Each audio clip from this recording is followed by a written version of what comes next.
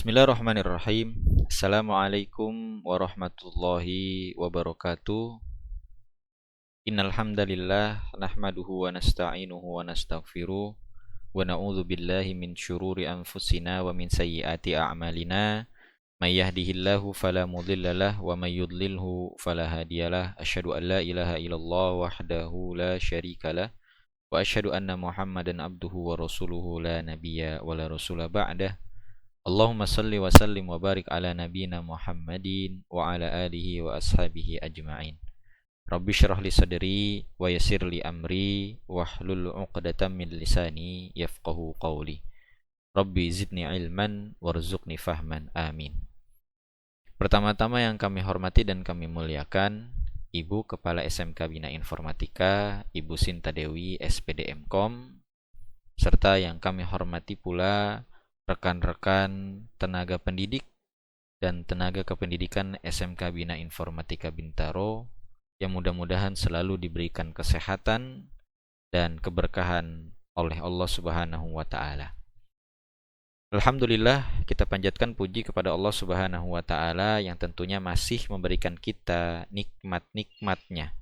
Di antaranya adalah nikmat sehat dan tentunya juga nikmat kekuatan, sehingga kita masih terus bisa istiqomah dalam menjalankan setiap amanah yang telah diberikan kepada kita, dan sehingga Allah Subhanahu wa taala juga mampukan kita bisa sampai di penghujung semester ganjil tahun ajaran 2025-2026 ini.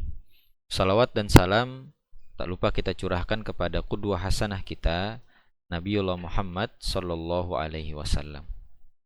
Bapak dan Ibu guru, rekan-rekan seperjuangan, para pejuang pendidikan di SMK Bina Informatika Bintaro yang saya muliakan. Alhamdulillah, tidak terasa kita sudah berada di penghujung semester ganjil tahun ajaran 2025-2026. Kami paham betul rasanya lelah mungkin mulai terasa setelah berbulan-bulan kita mendampingi murid-murid kita di kelas. Namun Bapak Ibu yang kami muliakan, izinkan saya mengajak Bapak Ibu sejenak untuk bersama-sama kita meluruskan niat, untuk bersama-sama kita menyegarkan kembali semangat kita dalam satu agenda penting sebagai penutup pada semester ganjil kali ini, yaitu tentang pengolahan nilai hasil belajar. Bapak Ibu yang kami muliakan dan dirahmati oleh Allah Subhanahu wa taala, sebelum memulai, mungkin seringkali saat kita mendengar kata rapor, mungkin yang terlintas di benak kita adalah sebuah tumpukan tugas administrasi atau bahkan deadline dengan tenggat waktu yang selalu mengejar-ngejar kita, atau bahkan hanya sekedar kewajiban manajemen sekolah yang harus digugurkan atau menggugurkan kewajiban semata. Namun pada kesempatan kali ini, izinkan saya mewakili manajemen SMK Bina Informatika tidak hanya untuk sekedar memberikan instruksi dan arahan teknis atau bahkan menambah beban di pundak Bapak Ibu sekalian.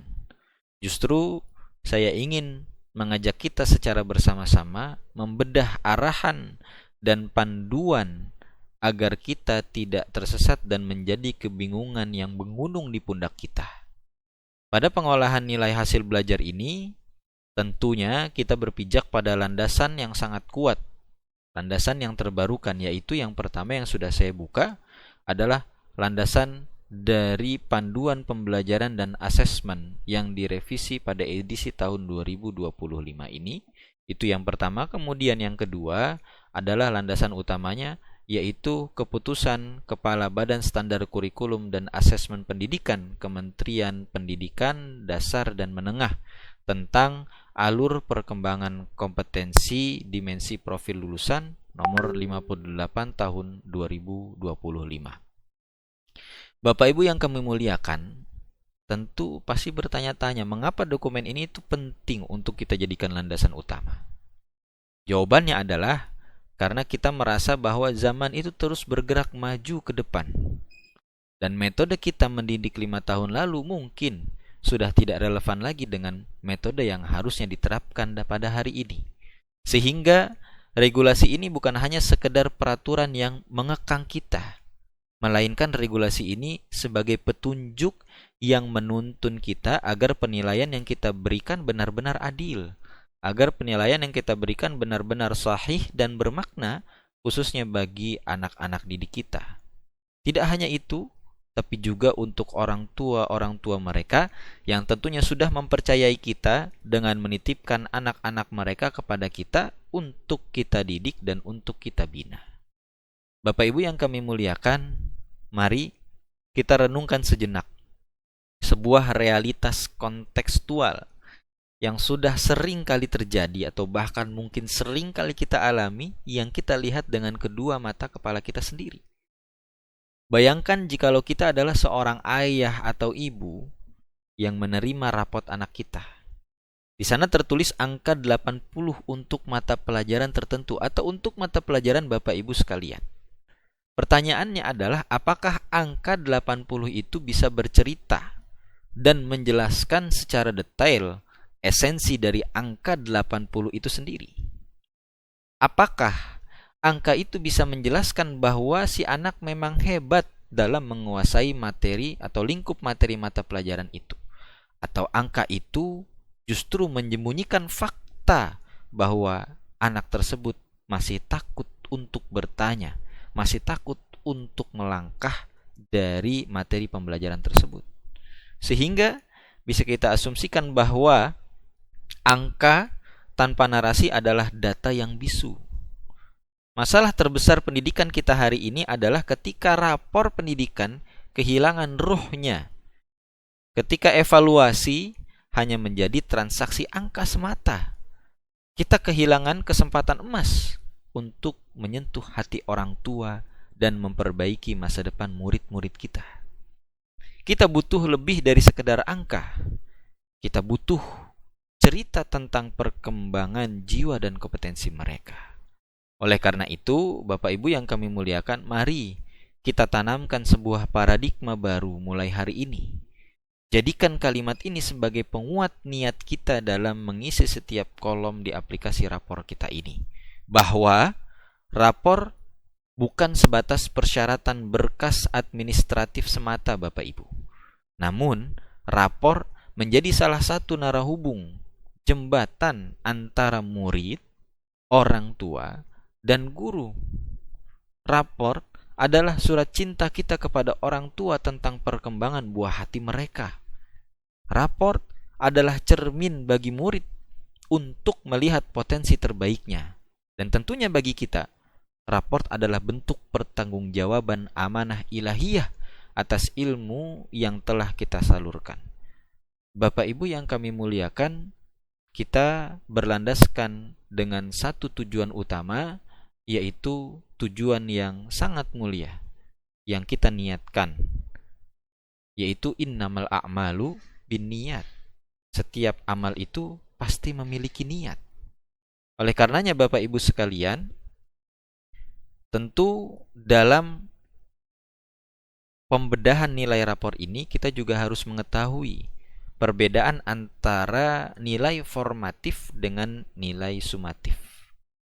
Dan agar kita memiliki satu frekuensi yang sama, maka mari kita bedah langsung buku panduan kita ini yang sudah saya buka terkait buku panduan pembelajaran dan asesmen edisi revisi tahun 2025.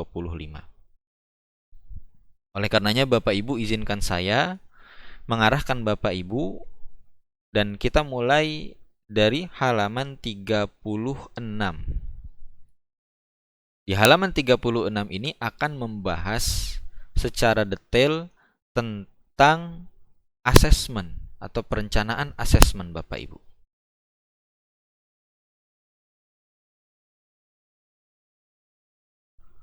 Di sini disampaikan tentang perencanaan asesmen dan dijelaskan bahwa di dalamnya terdapat asesmen formatif dan sumatif. Bapak Ibu bisa melihat sendiri bahwa yang dimaksud dengan asesmen formatif yaitu adalah asesmen yang bertujuan untuk memberikan informasi atau umpan balik bagi pendidik dan murid untuk memperbaiki proses belajarnya. Sehingga asesmen formatif ini bisa berupa asesmen di awal pembelajaran, yang setiap kali kita hendak memulai materi baru untuk mengetahui kesiapan murid dalam mempelajari materi ajar dan mencapai tujuan pembelajaran yang telah kita rencanakan. Atau juga bisa berupa asesmen di dalam proses pembelajaran yang dilakukan selama proses pembelajaran untuk mengetahui perkembangan murid dan sekaligus menjadi pemberian umpan balik atas proses pembelajarannya. Sehingga asesmen formatif ini bertujuan untuk memantau dan memperbaiki proses pembelajaran serta mengevaluasi pencapaian tujuan pembelajaran. Maka asesmen ini dilakukan untuk mengidentifikasi kebutuhan belajar murid, mengidentifikasi hambatan atau kesulitan yang dihadapi oleh murid Bapak Ibu. Maka jelas di sini tertulis mengenai asesmen formatif, poin pentingnya adalah asesmen formatif bertujuan untuk memantau dan memperbaiki proses pembelajaran. Sehingga asesmen formatif itu berupa umpan balik saat proses pembelajaran itu sedang berlangsung. Jadi Bapak Ibu sekalian yang kami muliakan, nilai-nilai dari kuis-kuis harian Bapak Ibu, tanya jawab di kelas, atau mungkin mengecek pemahaman murid pada saat proses pembelajaran di kelas, itu tidak perlu diolah menjadi nilai rapor Bapak Ibu. Biarkan itu menjadi catatan perbaikan bagi kita dan murid kita. Sebagai bentuk feedback, respon timbal balik, serta komunikasi dua arah antara kita dengan murid. Jangan bebani lagi administrasi Bapak Ibu dengan merekap nilai formatif ke dalam raport. Maka bisa kita lihat, kalau tadi sudah dibahas tentang asesmen formatif, lantas apa bedanya dengan asesmen sumatif? Di sini sudah saya highlight bahwa asesmen sumatif bertujuan untuk menilai pencapaian hasil belajar murid sebagai dasar penentuan kenaikan kelas atau kelulusan dari satuan pendidikan. Penilaian pencapaian hasil belajar murid dilakukan dengan membandingkan pencapaian hasil belajar murid dengan kriteria ketercapaian tujuan pembelajaran. Tentunya berbeda dengan asesmen formatif, di mana asesmen sumatif ini menjadi bagian dari perhitungan penilaian di akhir semester atau akhir tahun ajaran atau akhir jenjang pendidikan Bapak Ibu. Oleh karenanya, ini yang menjadi dasar pengisian rapor kita. Sumatif itu dilakukan untuk memastikan ketercapaian tujuan pembelajaran di akhir lingkup materi. Hasil inilah yang menjadi bukti otentik apakah murid sudah kompeten atau belum pada satu lingkup materi pembelajaran. Jadi kesimpulannya adalah secara sederhana bahwa asesmen formatif itu untuk proses perbaikan, sedangkan asesmen sumatif itu untuk laporan hasil dari pembelajaran. Nah, di sini sudah saya highlight juga bahwa asesmen sumatif dapat dilakukan setelah pembelajaran berakhir. Misalnya pada akhir satu lingkup materi, di mana satu lingkup materi itu bisa beragam, terdiri dari berbagai jumlah tujuan pembelajaran. Ada yang terdiri satu atau lebih daripada satu. Maka khusus pada asesmen sumatif ini bersifat pilihan Bapak Ibu.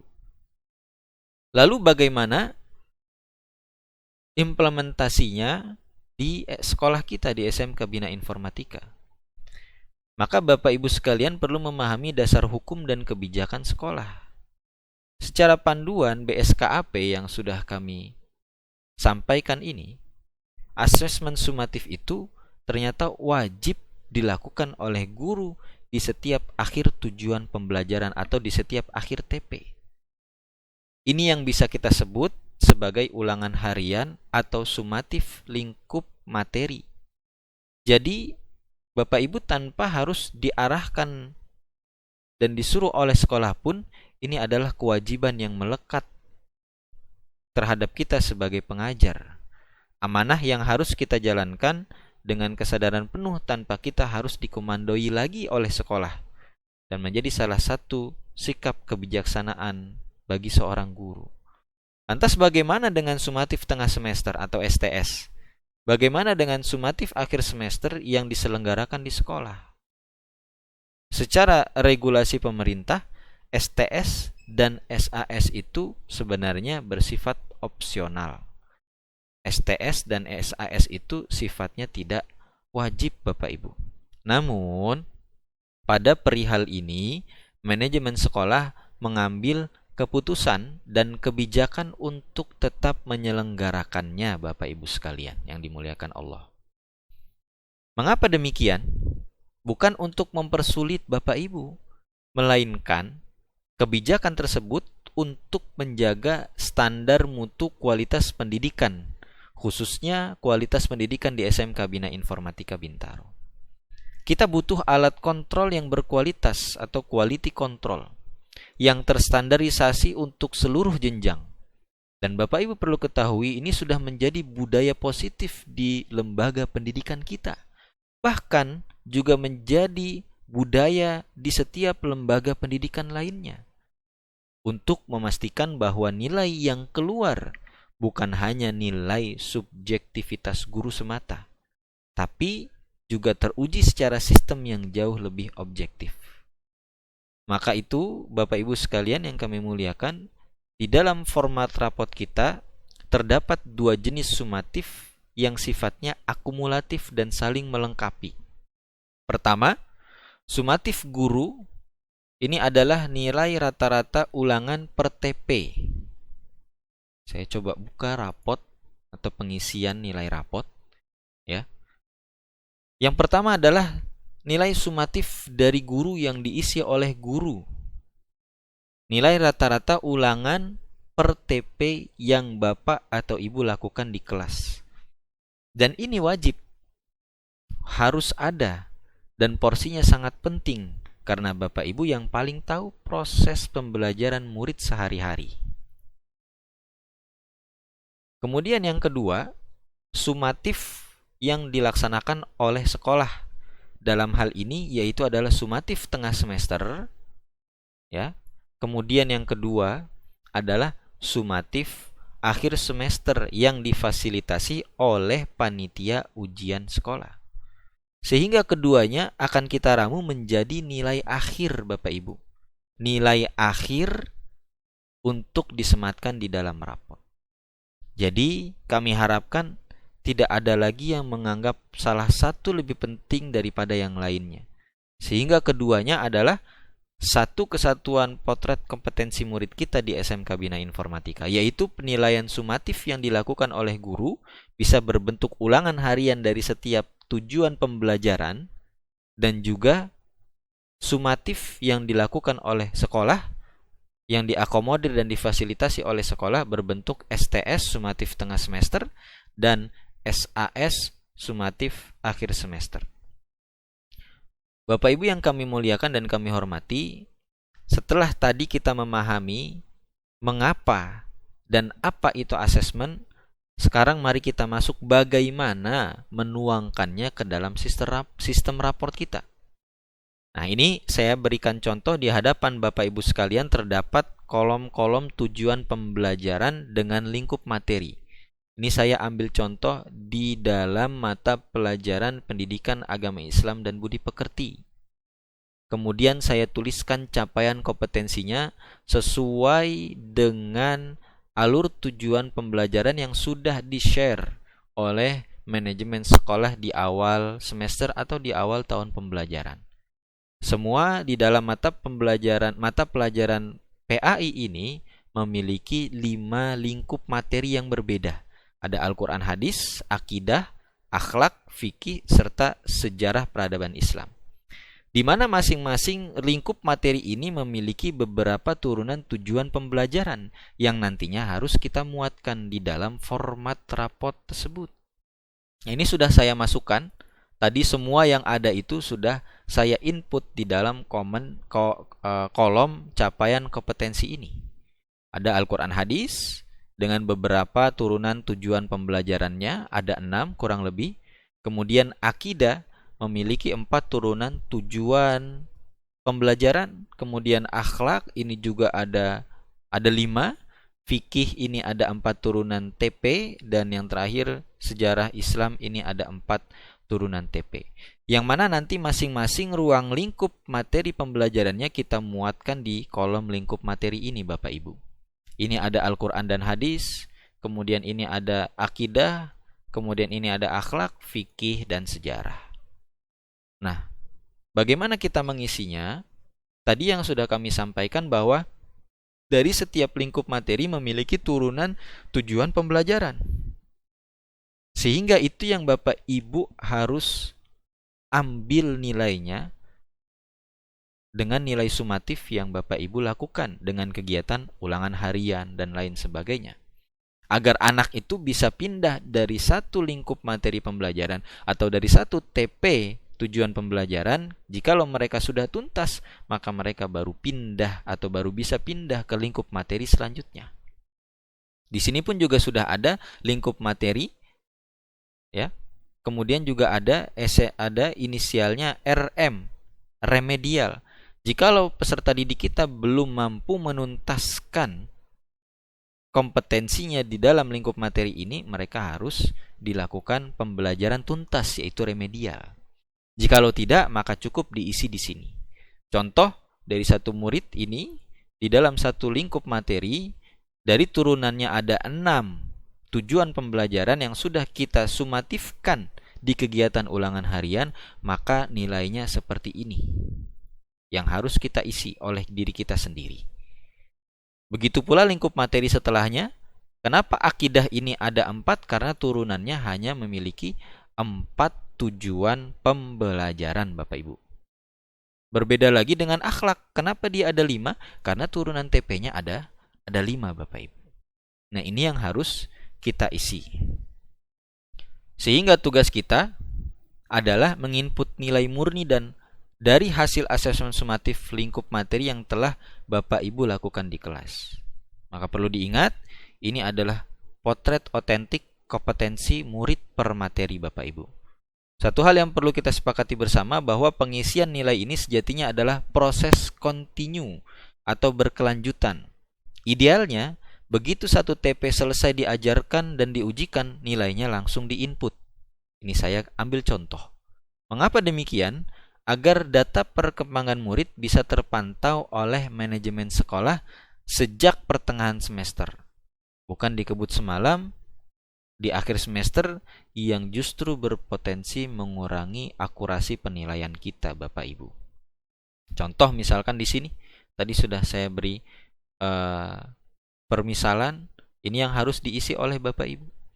Kemudian yang harus kita isi selanjutnya adalah kolom ini, yang rekap nilainya sudah diberikan oleh tim penilaian kepada masing-masing kita. Kita input di sini nilai sumatif tengah semester yang kemarin anak-anak sudah lakukan. Dan untuk yang sekarang kita juga input nilai yang sudah sama-sama kita berikan kepada anak didik kita setelah mereka selesai melakukan ujian akhir semester atau sumatif akhir semester. Nah, setelah nilai angka terisi, sampailah kita pada bagian yang sering menjadi tantangan, Bapak Ibu. Namun justru disinilah esensinya rapot itu berbeda. Apa yang menjadi tantangan? Yaitu adalah pada kolom deskripsi capaian kompetensi, Bapak Ibu. Nah, ini. Seringkali kita bingung, kalimat apa yang harus kita tulis. Bapak Ibu tidak perlu mengarang bebas. Cukup pada panduan pembelajaran dan asesmen tahun 2025 memberikan kita rumus yang sangat jelas dan objektif. Rumusnya apa, Bapak Ibu? Rumusnya adalah 1 puncak dan 1 lembah. Maksudnya apa? Artinya dalam deskripsi ini memuat Bapak Ibu memotret cukup 2 tujuan pembelajaran kunci. Yang pertama, 1 TP dengan nilai tertinggi, di mana ini mewakili kekuatan atau keunggulan murid yang sudah sangat baik, dan 1 TP dengan nilai terendah, di mana ini mewakili area yang masih perlu bimbingan atau peningkatan atau pendampingan. Saya ambil contoh, saya berikan highlight. Di sini kalau dilihat dari rata sumatifnya, maka dari 5 lingkup materi ini, yang paling tinggi pada murid ini adalah lingkup materi yang pertama, Bapak Ibu. Saya berikan warna di sini kuning. Untuk lingkup yang terendah, dia ada di lingkup materi nomor 5, saya bedakan warnanya. Sehingga Bapak Ibu hanya perlu menuliskan deskripsi capaian kompetensi tadi dengan rumus satu puncak, satu lembah. Satu yang paling tertinggi, TP-nya yang didapat oleh anak, satu yang paling terendah, TP-nya yang didapat juga oleh anak. Di sini sudah saya deskripsikan bahwa anak ini menunjukkan penguasaan yang baik dalam membaca Al-Quran dengan tartil, menghafal ayat dan hadis dengan fasih, menganalisis kandungan tentang perintah untuk berkompetisi dalam kebaikan dan etos kerja. Kompetisi dalam kebaikan dan etos kerja ini sesuai dengan ruang lingkup materi pembelajarannya Bapak Ibu. Dan dari mana kata kerja ini? Menganalisis, menghafal, membaca, semuanya ada di sini Bapak Ibu. Menganalisis, menghafal, membaca. Membaca, menghafal, menganalisis, menyajikan, meyakini, membiasakan. Semua ada di sini. Maka ini adalah TP yang paling tinggi yang harus kita sematkan. Berbeda dengan TP yang paling rendah, yaitu TP yang harus masih perlu peningkatan dan pendampingan. Sesuai dengan ruang lingkupnya, di sini pada lingkup kelima, maka anak tersebut masih butuh pendampingan. Mengapa demikian? Karena kalau dilihat dari sekian lingkup materi yang ada, ini adalah nilai terendah dari lingkup materi yang lainnya. Jadi deskripsinya berbunyi kurang lebih seperti ini Bapak Ibu. Ananda sangat kompeten dalam menganalisis, dalam membaca, dalam menghafalkan dari lingkup materi yang ini. Saya berikan warna supaya Bapak Ibu tidak bingung. Ini yang paling tinggi, kemudian ini yang paling rendah. Bapak Ibu bisa nanti tuliskan di sini capaian kompetensinya. Dan sudah dipastikan bahwa setiap anak tidak akan sama capaian kompetensinya karena setiap anak memiliki kompetensi yang berbeda-beda. Mungkin menjadi kebingungan Bapak Ibu, kenapa kok nilai sumatifnya, nilai rata-rata sumatifnya tidak muncul? Nah, kalau di Bapak Ibu ini ada lebih dari 5 atau kurang dari 5, kalau di sini disediakan oleh manajemen ada 6 kolom. Kalau Bapak Ibu hanya memiliki 5 lingkup materi saja, maka Bapak Ibu cukup menghapus kolom yang ini. Sehingga nanti akan muncul nilainya.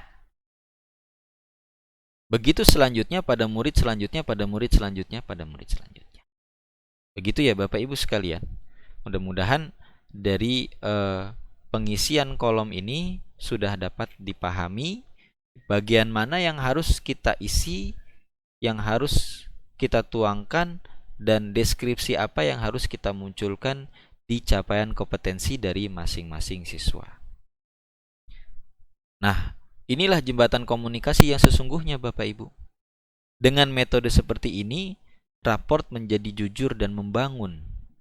Orang tua juga jadi tahu, oh ternyata anak saya itu kompeten di poin ini, tapi masih perlu bantuan di bagian yang ini. Kompetennya di sini pada mata pelajaran pendidikan agama Islam dan masih perlu pendampingannya di ranah atau aspek lingkup materi ini. Inilah jembatan komunikasi yang sesungguhnya. Kita tidak hanya sekedar memberikan angka-angka semata Bapak Ibu, namun kita memberikan peta dan pengarah jalan bagi orang tua untuk mendampingi putra-putrinya di rumah.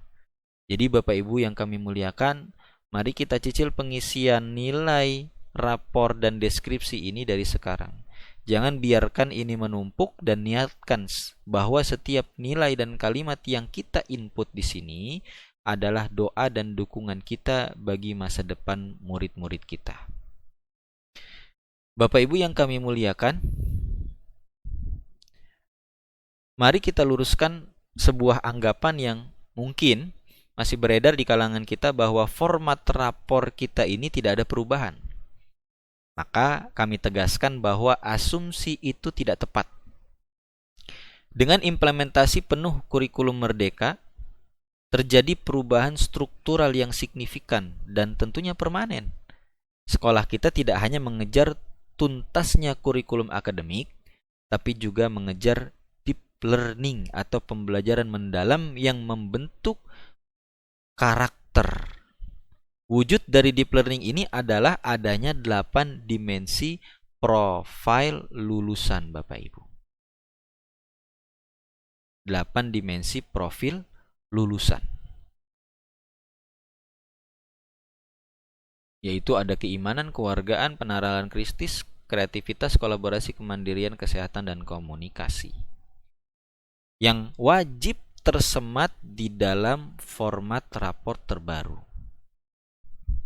Nah, jikalau Bapak Ibu lihat format raport terbaru, saya coba buka di sini contohnya ya Bapak Ibu. Contoh yang sudah kita terapkan dan kita implementasikan di format raport terbaru kita, itu ada kolom yang terbarukan. Ini contoh yang dari PAUD ya. Oh, kita SMK. Nah, ini contohnya. Nah, ini contohnya Bapak Ibu. Ini untuk SD, SMP. Nah, ini untuk SMA. Yang tadi sudah Bapak Ibu tuangkan deskripsinya akan muncul di capaian kompetensi ini dalam format penampilan raport. Sesuai dengan nama peserta didiknya. Adapun di sini kita tambahkan kolom kokurikuler. Yang mana kalau kita lihat di dalamnya itu menghasilkan atau memunculkan beberapa dimensi profil lulusan. Nah, inilah penampakan hasil rapot yang baru. Berbeda dengan penampakan rapot sebelumnya. Di sana muncul kolom baru yang bernama kokurikuler Bapak Ibu. Kolom inilah yang menjadi rumah bagi pelaporan 8 dimensi profil lulusan murid kita. Ini adalah bukti nyata pergeseran fokus pendidikan kita dari sekedar tahu apa menjadi bertindaknya seperti apa. Kalau Bapak Ibu lihat, lagi-lagi di sini disematkan yang paling sudah sangat baik dan yang masih perlu pendampingan. Dan kalau kita lihat di sini ada 2 disematkan dari beberapa dimensi profil lulusan, diantaranya adalah kreativitas dimunculkan, dan yang harus masih dilatih lagi adalah komunikasi Bapak Ibu. Komunikasi ada, kreativitas ada. Ini yang dimunculkan di dalam kolom kokurikuler. Jika nilai akademik menjawab pertanyaan seberapa pintar murid, maka kolom kokurikuler menjawab pertanyaan murid seperti apa yang sudah kita hasilkan. Mengapa kolom ini ada dan penting Bapak Ibu? Sesuai panduan kita, pada panduan pembelajaran dan asesmen edisi tahun 2025 ini, pada halaman ke-41 ini, kegiatan kokurikuler bertujuan untuk sebagai penguatan, pendalaman, dan atau pengayaan intrakurikuler. Kalau ini tadi intrakurikulernya di sini Bapak Ibu. Setiap mata pelajaran ini adalah mata pelajaran intrakurikuler. Berbeda dengan kokurikuler, berbeda pula juga dengan ekstrakurikuler Bapak Ibu. Dan di SMK Bina Informatika Bintaro, pada semester ganjil ini, manajemen sekolah telah menetapkan bahwa program silang yang diikuti oleh murid-murid kita adalah kegiatan kokurikuler resmi sekolah. Ini berarti Bapak Ibu guru atau instruktur program silang memiliki peran yang sangat vital untuk mengisi kolom deskripsi kokurikuler ini. Seperti apa nanti akan kita bahas selanjutnya. Artinya bukan wali kelas yang mengisi kolom ini, melainkan Bapak Ibu instruktur program silang yang paling tahu perkembangan karakter murid selama menjalankan program silang. Bapak Ibu bertugas mengisi deskripsi pencapaian 8 dimensi profil lulusan ini yang dinilai dari proses asesmen yang sudah dilakukan selama kegiatan program silang berlangsung. Bapak dan Ibu guru, terkhusus kepada Bapak Ibu guru instruktur program silang, terkait dari pengisian deskripsi pada kolom kokurikuler ini, kita akan fokus kepada Bapak Ibu instruktur program silang. Seperti yang tadi sudah kita sepakati bahwa Bapak Ibu adalah pemilik data utama di kolom kokurikuler tersebut. Kolom ini tidak berisi angka, melainkan deskripsi kualitatif yang sangat mendalam tentang karakter murid, mengacu pada 8 dimensi profil lulusan. Ada keimanan, kewargaan, penalaran kritis, kreativitas, kolaborasi, kemandirian, kesehatan, dan komunikasi. Dan Bapak Ibu instruktur program silang tidak perlu khawatir karena dari sekolah sudah mempersiapkan kolomnya. Ini saya ambil contoh dari kokurikuler program silang pada kelas 10 animasi dengan tema project membuat film pendek, di mana dimensi yang dimunculkan adalah penalaran kritis dan kreativitas. Mohon disimak khususnya untuk Bapak Ibu guru instruktur program silang. Ini saya ambil contoh dan semuanya sudah ada. Dari 10 animasi, kemudian 10 BC, 11 DKV sampai dengan kelas 10 DKV sampai dengan kelas 11-nya semua sudah ada. 11 BC, 11 animasi DKV semua sudah ada. TKJ, RPL, GIM semua sudah ada. Jadi saya ambil contoh di sini untuk kelas 10 animasi yang dimunculkan dari tema project ini adalah 2 dimensi profil lulusan, yaitu penalaran kritis dan kreativitas. Kemudian juga ada subdimensi. Subdimensi ini diambil dari mana? Tentunya dari peraturan BSKAP Bapak Ibu. Di sini sudah ada subdimensinya. Kalau tadi ada penalaran kritis, maka yang muncul pada subdimensi penalaran kritis adalah 3 poin ini. Penyampaian argumentasi, pengambilan keputusan, penyelesaian masalah. Bapak Ibu bisa lihat sendiri, di sini saya tampilkan di BSKAP. Kita lihat di poin penalaran kritis. Di penalaran kritis ini akan muncul beberapa subdimensi profil lulusan. Nah, ini dimensi penalaran kritis Bapak Ibu pada poin 3. Kalau 3.1 untuk anak usia dini, 3.2 untuk sekolah dasar, 3.3 untuk menengah pertama SMP atau MTS, 3.4 untuk menengah alia SMA. Nah, kita di sini 3.5 sekolah menengah kejuruan. Yang muncul dari dimensi penalaran kritis tadi penyampaian argumentasi, sesuai sudah kita sematkan di sini penyampaian argumentasi. Kemudian ada juga di sini pengambilan keputusan. Di sini juga ada pengambilan keputusan dan penyelesaian masalah di poin yang ketiga, yaitu penyelesaian masalah. Nah, di sini dilihat apakah anak itu berkembang, apakah anak itu cakap, apakah anak itu sudah mahir. Ini adalah referensi dari deskripsinya yang nanti akan Bapak Ibu tuangkan sesuai dengan data yang sudah Bapak Ibu ketahui dari setiap masing-masing murid Bapak Ibu sekalian. Ya, jadi mengisinya seperti itu, deskripsinya spesifik dan merujuk pada alur perkembangan kompetensi yang sudah kita pelajari dari BSKP ini pada nomor 58 tahun 2025. Nah, ini contoh narasinya sudah kita buatkan juga mengerucut pada acuan ini ya Bapak Ibu. Nanti akan kita share BSKAP-nya. Nah, ini contohnya. Karena ada 2 yang dimunculkan di sini penalaran kritis dan kreativitas, maka contohnya dari salah satu murid yang ada di 10 animasi ini, contohnya adalah Ananda sudah baik dalam hal penyampaian argumentasi saat melakukan apa? Sesuai dengan tujuan pembelajaran yang Bapak Ibu berikan kepada anak-anak. Mengambil keputusan dalam hal apa? Sesuai juga dengan tujuan pembelajaran yang Bapak Ibu sampaikan kepada anak-anak untuk menuju proyek ini, membuat film pendek. Dan menyelesaikan masalah dalam melakukan apa? Dalam melakukan dari TP yang sudah Bapak Ibu berikan kepada anak-anak. Ini yang sudah baik.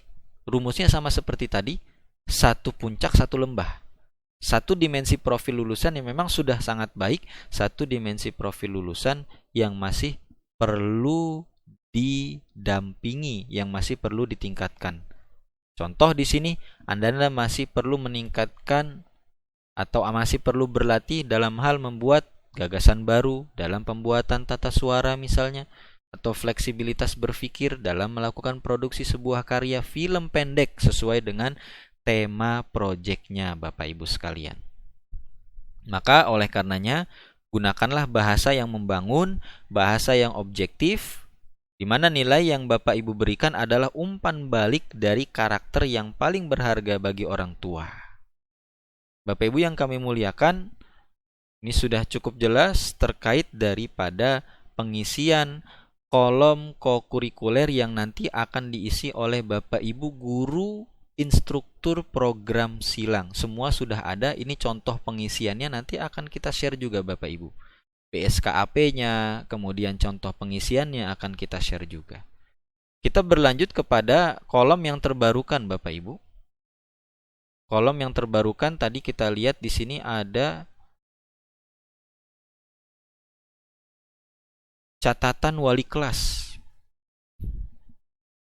Ada catatan wali kelas, maka kita beralih kepada Bapak Ibu wali kelas. Ada dua kolom yang menjadi tanggung jawab sentral Bapak Ibu wali kelas. Yang pertama adalah kolom ekstrakurikuler. Yang kedua adalah kolom catatan wali kelas. Pertama, kolom ekstrakurikuler ini data dan deskripsi, data nilai dan deskripsinya akan diserahkan secara lengkap dan terpusat dari bidang kesiswaan. Di mana tugas Bapak Ibu wali kelas adalah memastikan bahwa data tersebut terinput dengan benar, sudah sesuai dengan nama murid Bapak Ibu, dan sudah sesuai dengan kegiatan yang mereka ikuti. Jikalau mereka mengikuti beberapa kegiatan ekstrakurikuler, maka pastikan anak tersebut sudah tercantum nama kegiatan ekstrakurikulernya. Pastikan kembali Bapak Ibu melakukan verifikasi ulang terhadap data yang telah diberikan oleh bidang kesiswaan. Ini contoh yang ada di panduan pembelajaran persiapan asesmen. Nah, contoh yang ada di format rapot kita ini seperti ini Bapak Ibu. Ini ada mata pelajaran kelompok wajib, kelompok umum, kejuruan, kemudian capaian kompetensinya yang tadi kita sudah bicarakan.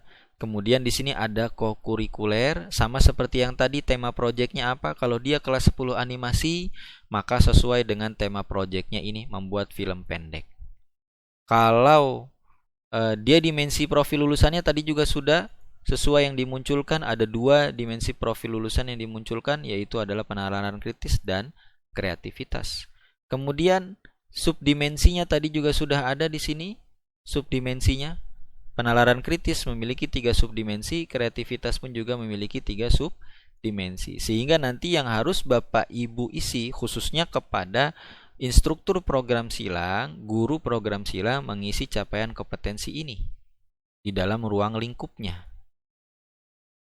Kita kembali lagi kepada Bapak Ibu wali kelas, maka dituliskan sesuai dengan kegiatan yang diikuti oleh masing-masing murid kita. Yang kedua adalah catatan wali kelas. Nah, ini menjadi kolom yang terbarukan dan terupdate. Di mana kolom ini menjadi penentu warna raport. Disinilah sentuhan personal dan ikatan batin kita dengan murid kita itu menjadi terwujud Bapak Ibu. Manajemen sekolah tentunya telah menyiapkan template narasi. Ini kita juga sudah siapkan Bapak Ibu template narasi contoh untuk deskripsi rapor catatan wali kelas yang memuat 5 aspek dari siswa kita yang nanti akan Bapak Ibu pilih-pilih sendiri. Ada siswa yang berprestasi sebagai bentuk apresiasi kita kepada siswa tersebut, maka kita harus tuangkan di dalam deskripsi catatan wali kelas. Kemudian ada siswa yang sering absen, ada siswa yang memang aktif di kelas, ada siswa yang memang kurang fokus, ada siswa yang mungkin sering terlambat sesuai dengan versinya masing-masing. Ini sudah kami siapkan referensi deskripsinya, tinggal nanti Bapak Ibu menyesuaikan kembali, dan tentunya tidak bisa setiap murid itu memiliki deskripsi catatan wali kelas yang sama. Karena orangnya pun juga berbeda-beda Bapak Ibu. Bapak Ibu tentunya tidak boleh menyalinnya secara mentah-mentah atau copy paste atau sembarang copy paste. Bapak Ibu wajib menyesuaikan narasi tersebut agar dapat mencerminkan kondisi real secara personal dari setiap murid kita. Maka catatan wali kelas harus memuat narasi yang menanggapi setidaknya 5 kriteria ini pada murid-murid kita yang disesuaikan dengan kondisi murid dari kelas Bapak Ibu sekalian. Contoh murid berprestasi, kita bisa tulis di sini, kita tuangkan di kolom rapot ini nantinya catatan wali kelas. Kalau memang dia murid berprestasi, Bapak Ibu bisa tulis Ananda adalah murid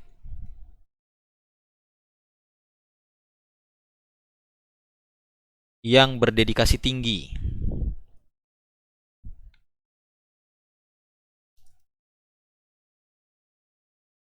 Kemudian sebagai bentuk apresiasi kita berikan kata motivasi, terus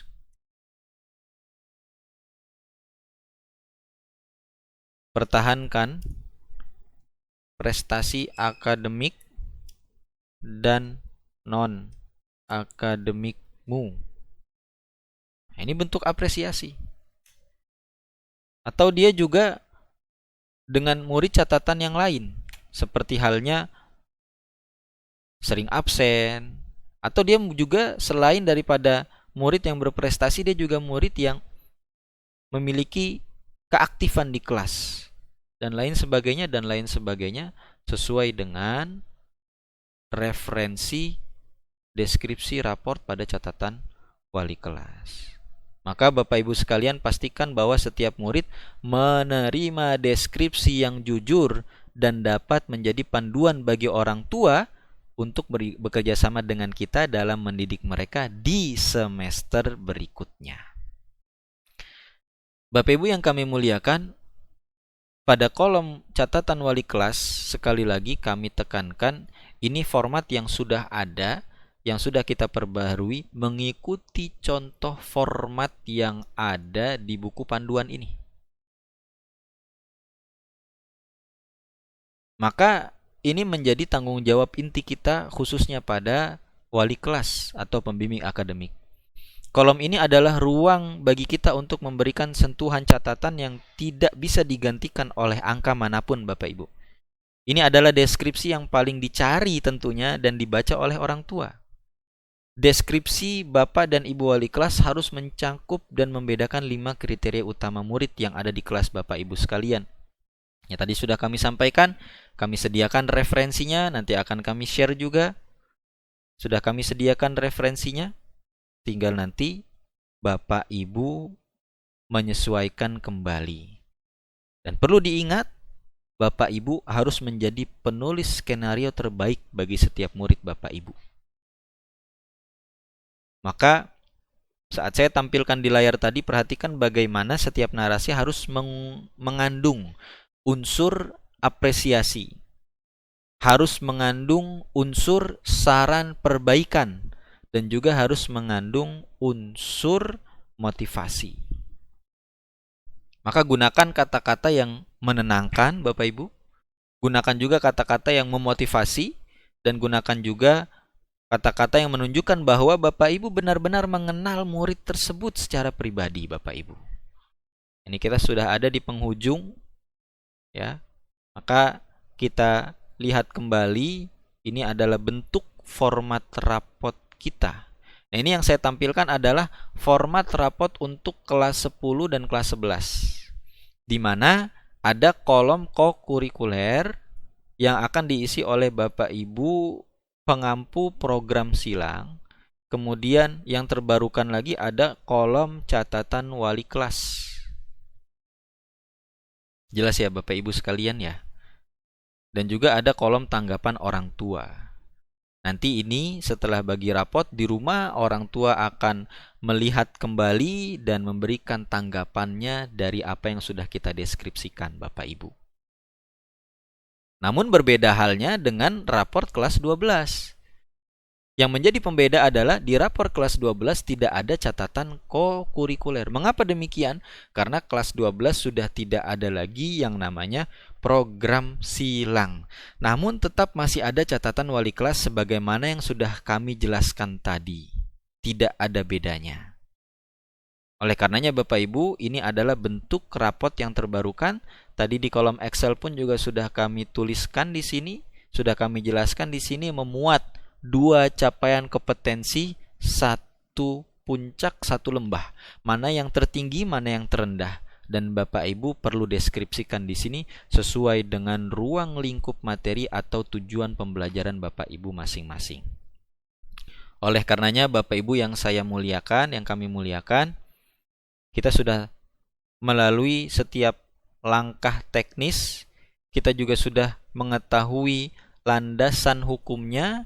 Ini ada landasan hukum, yaitu panduan pembelajaran dan asesmen, ada landasan hukum kokurikuler, ada landasan hukum BSKAP tahun 2025 nomor 58. Kita sudah membedah semuanya, kita sudah mengisi setiap kolomnya, kolom untuk rapot kita. Namun di penghujung sesi ini saya ingin mengajak kita semua kembali pada filosofi yang kita bahas di awal. Filosofi yang kita bahas di awal adalah rapor bukan sebatas persyaratan berkas administratif semata Bapak Ibu, namun menjadi salah satu narahubung, jembatan antara murid, orang tua, dan guru. Setiap angka, setiap kata, setiap deskripsi yang Bapak Ibu tuliskan adalah bentuk pertanggungjawaban profesionalisme kita. Ini adalah bukti bahwa kita telah melaksanakan amanah yang dititipkan oleh orang tua murid, amanah yang mereka berikan dengan penuh kepercayaan dan harapan kepada kita semua. Sehingga inilah tugas mulia kita, di mana Rasul Shallallahu Alaihi Wasallam bersabda di dalam hadis yang sahih, khairun nas anfa'uhum linnas. Sebaik-baik manusia adalah yang paling bermanfaat bagi manusia yang lainnya. Saat kita mengisi rapor dengan kesadaran penuh, kita sedang memberikan manfaat. Kita sedang memberikan roadmap atau peta masa depan bagi murid-murid kita. Dan kita sedang menunaikan tabungan amal jariah kita. Karena setiap ilmu yang kita sampaikan, setiap ilmu atau setiap kebaikan yang kita deskripsikan, insya Allah akan terus mengalir pahalanya. Mari Bapak Ibu, kita tunaikan tugas ini dengan ikhlas, kita tunaikan tugas ini dengan tulus hati. Semoga Allah Subhanahu wa Ta'ala memberkahi setiap usaha yang telah kita semua lakukan, usaha yang telah semua kita kerjakan.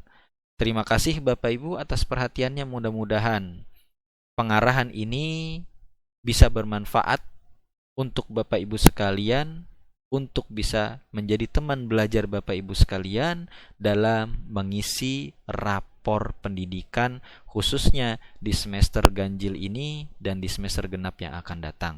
Terima kasih kepada Bapak Ibu sekalian atas perhatiannya, atas kerjasamanya, dan juga atas dedikasi Bapak dan Ibu sekalian yang tentunya tidak ternilai harganya.